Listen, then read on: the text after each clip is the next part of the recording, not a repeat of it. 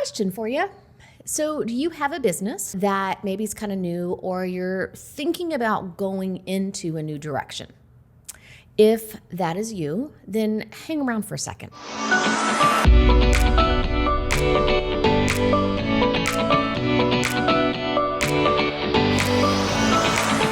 My name is Heather, and I'm the co-founder of RSG Sales, and we help home decor and furniture suppliers grow their e-commerce sales channel. But I also have been on the side of the table where you are right now, where you are wanting to kind of start a new venture. And I did that with my decorative throw pillow company. So I understand kind of what goes into it from a product perspective, but I also understand how we work with our clients in our agency. And one of the things that I find is that a lot of people don't stop and kind of early on in their business career with their company to really take a minute and evaluate a few things.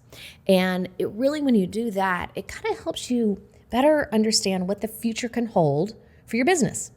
So the first thing you want to do is you want to evaluate and look at, what are you good at, right? What are you good at? What is your background? What do you know how to do? And I think this is really y'all, you would be surprised how many times I hear about people where, they've been in a XYZ career and they're burned out and they're done with it, right? And they want something different. And they just think, oh, great, I'm going to go and start making end tables. They have no earthly idea what goes into any of that. They have no background in furniture, no background in home, no background in design, nothing. And they're just going to jump right in. That is pretty much always 99% of the time, it's one of those recipes for disasters. Instead of the person really focusing on what you know and what you can do well. So the first thing you want to do is make sure you understand what your strengths are and what, by proxy, the potential strengths of your business can have. And then the next thing you want to do is you want to set up or consider, what are some boundaries that you want to have in your company? And boundaries can be a funny thing. People can get all bent out of joint about this. Some people can get them, take offense to a boundary, everything in between. But I think it's really, really important here to talk about boundaries in a positive light. Like, a boundary doesn't have to be this big negative thing, right? Instead, it's just a framework. Like, that's what we need to think of. Boundaries are not bad. They're just a framework. So if we think about it's just a frame in which we're going to put everything, then you can kind of go, oh, that's a whole new way to look at it. So let's think about this. When you're starting your business, or you're relatively new and you're maybe not getting the traction you want, you think, all right, this is what I'm good at. I have an interior design background. I have sourced, product with people, and I know that I can go into designing end tables. Fabulous. Now, what are some things that you need to put a framework around within your business? What is some things that I think you should consider? Like travel. I know it's the pandemic, but are you able to travel abroad? Or is your life circumstances that you can't, you have to stay within the US? It's totally fine either way, but just decide. Do you need to have a lot of flexibility in your schedule and in all of that? Do you have the support, whether internally in your business, but also externally with, your community, your family, your friends? If you've got support, then that helps you better frame up what you can and cannot do. I'll give you a personal example. Way back in the day, I was a stay-at-home mom. I was a stay-at-home parent in our family. And my husband and now co-founder, Josh, was in sales and worked his way up, started as entry-level sales rep and worked his way up to VP of sales with some big companies. And he traveled all the time. He was gone all the time.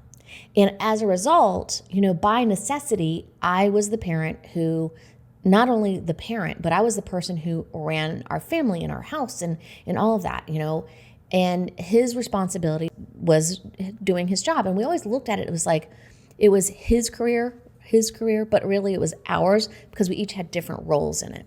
And so that was like a hard and fast. I could not work because it was just too challenging. Our kids were really little, and we lived far from family. I didn't have that support. Would have just been not a good fit and cost a lot of money, for in childcare and all of that. So we made a decision that I would be the stay-at-home parent. That was our framework, our boundary. Now, that boundary and framework changed when we decided to go into business for ourselves. And when we started RSG Sales, the first thing we did is we took a minute and kind of like, what's our bandwidth? What's our framework now? Well, now our kids were older. We were moving back to where I was from. We had support. I still needed flexibility. We both did, because we wanted to, be able to attend some kids' things and just all of that. Like, this is life, right? So we needed flexibility, and we needed to be able to travel because that was part of our job, especially then.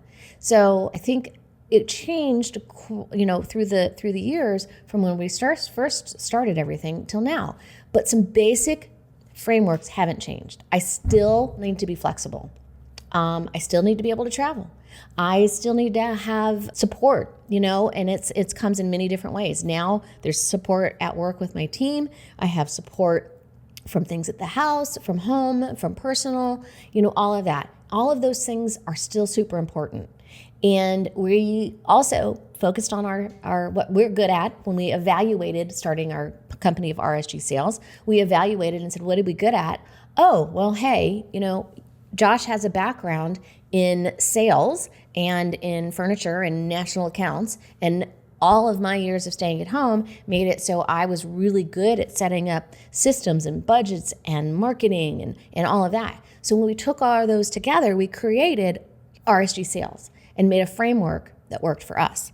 Okay, so I rambled on a little bit about that, but it never hurts to have kind of an understanding of where people, come from, right? So, okay, so we have knowing, evaluate what you know.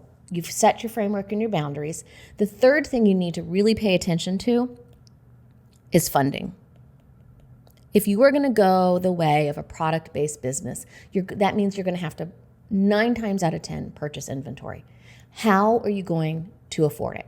And you don't want to put yourself or your family in, a bad spot financially. So make sure, you've got a clear path of how you're going to fund your business. So are you bootstrapping it? That can be hard. Do you have investors? Are you raising money? Are you doing a small business loan? Just take some time and really figure out how you're going to do that. And if you're at a point like you've been cooking along and you're selling a couple $100,000 and you really want to just boom and get yourself to $1 million, you need to have the same reevaluation. Like, how are you going to get there? It's going to take cash because you have to buy more inventory. So don't put yourself in a bad spot, but put yourself in a realistic spot so that you understand how you're going to do it. The next thing I would say, not the last, but number 4 on my little list is expectations. Please set realistic expectations with yourself and others in your organization. You're not going to go from 200,000 to $1 million overnight. That just doesn't happen.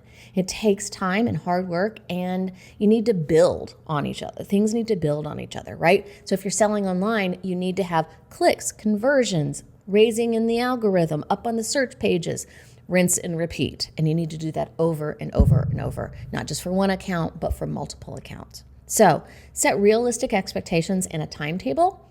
And when you do that, you're just making it a lot easier for everybody. And the last thing I would say is when you are either starting or you're getting ready to take that leap, you need to have a really long, hard conversation with yourself and realize, how are you about risk? Are you risk averse? Is the thought of having to take out a small business loan in order to fund this just strike your heart with fear? Or are you, hey, you know what? I'm going to bootstrap it. I'm going to give up these areas so that I can have this result, and fund it myself. Great. You know what? That's great. You just need to understand what is your risk level before you jump in and get in over your head. It's a hard fact, but 50% of all new businesses fail within the first 12 months.